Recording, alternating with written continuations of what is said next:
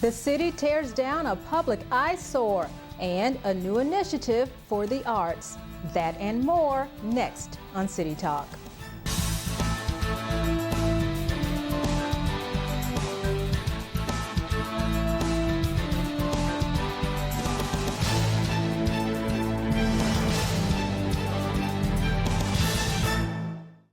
Hello everyone, welcome to City Talk. I'm Thermice Bevelle. The Atlanta Police Department's Code Enforcement Division is taking a tough stance against vacant and blighted properties. The city's zero tolerance policy was evident in Southwest Atlanta with the demolition of the Allison Court apartments. Today is not just about tearing down structures. It's so much more than that. Today is about rebuilding a community. And the journey to rebuilding this community begins with one step. And the first step that we have taken today is more than a first step. It is a giant leap. City Councilwoman Keisha Lance Bottoms is referring to the demolition of abandoned apartments located at 2020 Allison Court in Southwest Atlanta. She, along with community residents, council colleagues, and the Atlanta Police Department gathered to witness the destruction of a property that has been abandoned since 2007. We as a community, we have to deal with the blight that is these abandoned properties that continue to really plague our issues in our community as it relates to crime as well. These are not only blights on the community, but they're havens for crime. City Councilman at Large Lamar Willis grew up in this Southwest Atlanta community. He reminisces about how vibrant the neighborhood was back in the day. Growing up in Southwest Atlanta, I will tell you, Campbellton Road was the place to be.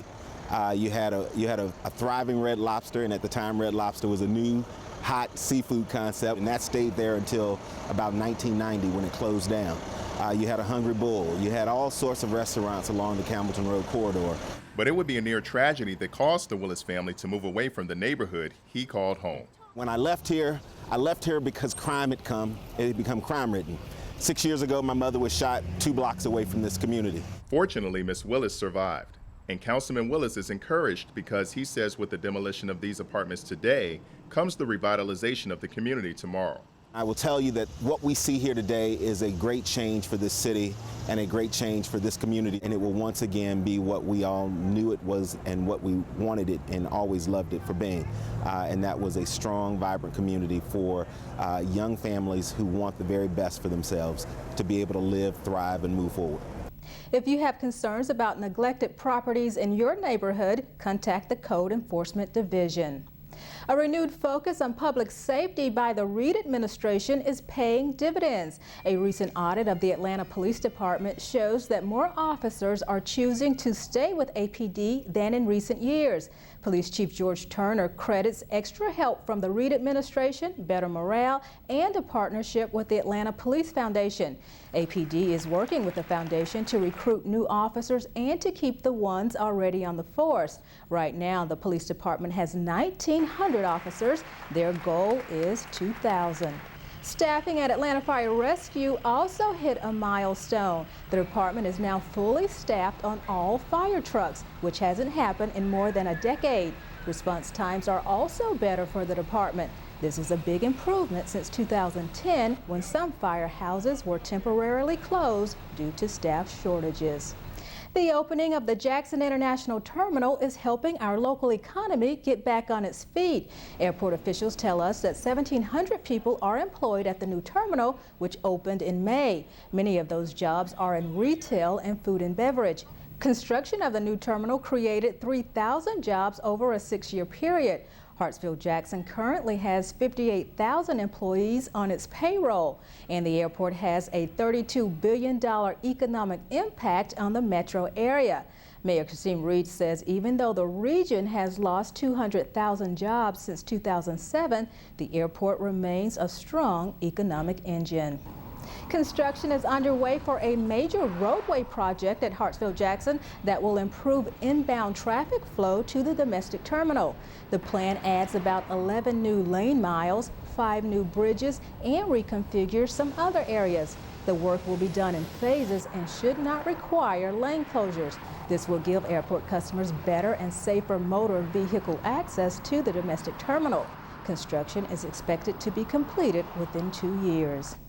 A tremendous honor for Representative John Lewis. Atlantans came out for a mural dedication honoring the congressman.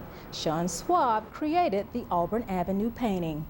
It's about time. Like, this is really, really relevant to somebody's life, you know? They can read the message and get inspired by such a heroic figure as Mr. John Lewis. You know, it means a lot to me because we've been trying to revitalize the Sweet Auburn corridor for many, many years now. But sometimes you have to paint the picture.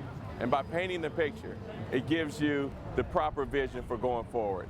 And to have a mirror, a likeness on a building more than 60 feet high that can be seen from the expressway. I never dreamed of anything happening like this. Lewis was active in the civil rights movement, playing a key role in the struggle to end segregation. He has served the people of the 5th Congressional District since 1987. A new arts initiative helps organizations connect with potential donors. Mayor Reed joined Cultural Affairs Director Camille Love to launch Power to Give. Power to Give uses crowdsourced funding to help local organizations raise money for their programs. Atlanta adopted the model from Charlotte, North Carolina's Arts and Science Council. The city will match up to $2,500 in donations for local projects. City officials say social media is fulfilling the need for arts-related funding at a time when private, corporate, and government contributions are down. We have an incredible number of arts and artists who live in the city of Atlanta, but we have to do more to support the work of our artists, and today is another step down this road together. Mayor Reed is a firm supporter of the arts. He believes arts organizations need an annual investment of $10 million to be considered a serious arts contender. An arts festival that showcases local talent returns to Midtown. The Piedmont Park Arts Festival was the stage for about 200 Atlanta artists. Everything from paintings to pottery to these stylish retro speakers was on display. Javier Santana, whose company makes the speakers, says people get a kick out of the vintage design. When they see it, they get really excited. It's always kind of one of those, you know, they just don't even know how to react to it because it doesn't make sense. And when they hear it and we crank them up, it just all comes together. This is the second year the festival has been in Piedmont Park. The Elevate Downtown Arts program is coming back this fall. The event features innovative projects by local, national, and international artists. When the city launched the program last year, Atlanta funded over 20 artists and organizations. The large-scale public art exhibit covered 4 blocks of downtown. A lot of the projects were very popular with the media. 92 articles were published in the U.S. and other countries. The exhibition runs October 19th through the 27th. It is free and open to the public. Talented students show off their work. Some Hope Hill Elementary students cruised down to the airport to unveil their artwork in the North Terminal at Hartsville-Jackson. It's the Military Gateway Youth Art Program. The project pays tribute to military men and women who protect our country and our freedom. We thought we'd do something special to honor the hard work and the commitment and service that they give to our country. And in this case, we get the young people from Hope Hill in the Yo Boulevard corridor a chance to show their artwork, but also their appreciation. It makes us feel real good to know that kids are involved in some of the words that you see in the artwork, like freedom, integrity, being a volunteer, thank you, may God bless you, all of the above. Thousands of airport passengers from around the world will see the artwork, and it will greet military personnel as they arrive at the North Terminal check-in. The city's aquatics division has a list of services and programs. We'll tell you all about them. And city employees turn out for Family Day at Zoo Atlanta. Stay with us.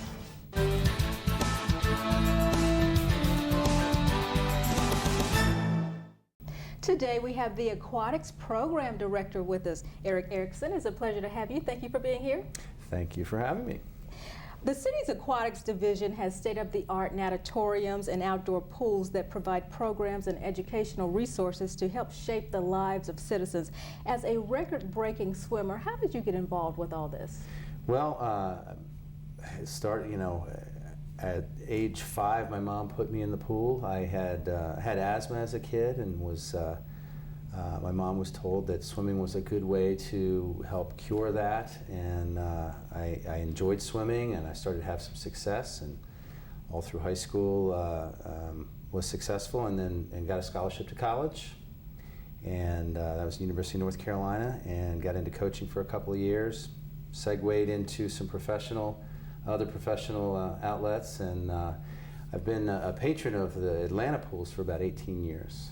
Swimming is my fitness of choice, and I've always had this vision of Atlanta being a nationally renowned swimming city, a multicultural, multi-generational swimming program, and I've thought about it for many years. And it's when you swim, you're underwater, you don't talk to anybody, so it's a good time to do a lot of thinking. And so the opportunity came around that the aquatics director position opened up, and so I interviewed, and here I am. It's a perfect place for me. It's important for kids to know how to swim. What kind of water safety programs does the city offer? Well, it starts with our swim lesson program. We have a very large swim lesson program at all 4 natatoriums, as well as some of our outdoor pools. It's real important for young children to learn how to swim, obviously, because drowning is the second leading cause of death in children 14 years and younger. And we are very adamant about teaching as many kids to swim as we possibly can. And the city has some of the best facilities in the country, and we have tremendous instructors at a very affordable price. The city's swim team, the Dolphins, is really a big deal because not only are they great swimmers, but each year graduating seniors receive scholarship money. We do. We have several ex or current City of Atlanta Dolphins swimmers that are on scholarship. Shayla King's our most recent one. She is on scholarship at the University of New Mexico. And we have several upcoming swimmers that have the potential to get scholarships. And so we're going to do everything in our power to guide them to the appropriate schools that they want to go to, and also give them the training that they need to accomplish their goals. We recently featured a story on swimming champion Sabir Muhammad, who learned to swim in the city's pools. Do you have any other promising swimmers coming out of your program? We do. Derek Cox, a 14-year-old boy, swims for us. He recently competed in Texas at the Zone Championships. He won 5 events. He set a meet record, which puts him in the top 5 in the country in his best event, 100 butterfly. So we're really, really excited about what he's accomplished so far, and he is truly in position, not only to go on and swim in college, but potentially go to the Olympic trials and maybe even the Olympics. For someone who's never swam before, how do they get started? Well, it's really easy. You just come by our natatorium. You can drop in, purchase a series of swim lessons. But I'll tell you this: our mission really is to teach as many kids, regardless of their economic background, how to swim, that really want to know how to swim. Like I mentioned, the statistic about drowning.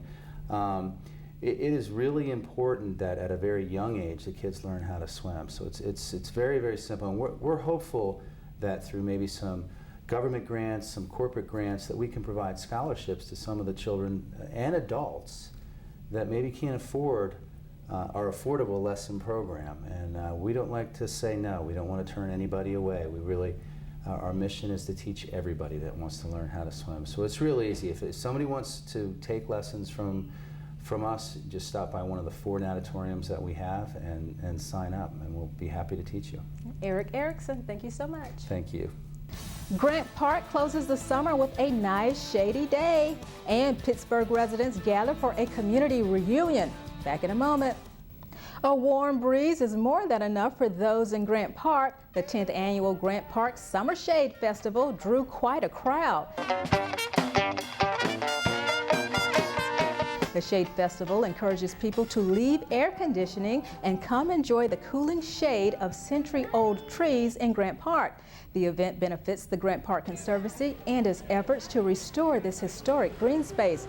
Grant Park is an urban oasis that serves as a gathering place not only for the people who visit each year, but also for the thousands of residents in the surrounding neighborhoods.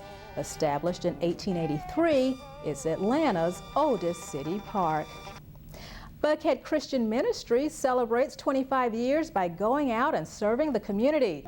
These folks took a few minutes to relax at Chastain Park after spending the morning hard at work. The group spruced up 13 sites across the city. They put on new coats of paint and planted fruit and vegetable gardens. The answer to building a stronger community is unifying the community and for everyone to understand that each of us has specific needs and how can we help each other. Over 300 volunteers took part in the inaugural day of service. Organizers hope to grow the event in years to come. Pittsburgh residents hold a community reunion. Families gathered at Pittman Park where they enjoyed a live DJ and lots of good food. The reunion gave neighbors a chance to get to know each other and to get reacquainted. The Office of Recreation announces its fall lineup of programs and services available to residents. The city has an array of diverse programs for the entire family, from youth sports and academics to computer training to continuing education classes for adults and senior citizens.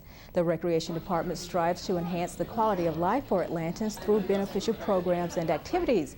For more information about the programs available this fall, check with the recreation facility in your area.